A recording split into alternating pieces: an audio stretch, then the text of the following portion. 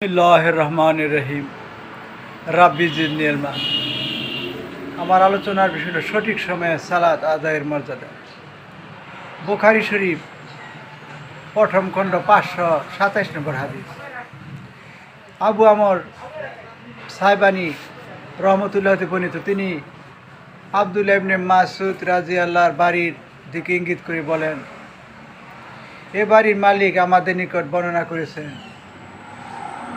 আমি আল্লাহ রাসূল সাল্লাল্লাহু আলাইহি সাল্লামকে জিজ্ঞেস করলাম, কোন আমল আল্লাহ নিকট অধিক প্রিয়? তিনি বললেন, যথাসময়ে সালাত আদায় করা।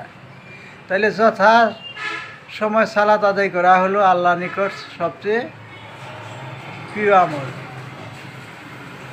ইবনে মাসউদ রাদিয়াল্লাহু পুনরায় জিজ্ঞেস করলেন, অতঃপর কোনটি? তিনি বললেন, অতঃপর পিতা মাতার প্রতি সদ্ব্যবহার করা। অতঃপর হলো পিতা মাতার প্রতি সদ্ব্যবহার, ভালো আচরণ করা। ইবনে মাসউদ রাদিয়াল্লাহু আবার জিজ্ঞেস করলেন, অতঃপর কোনটি?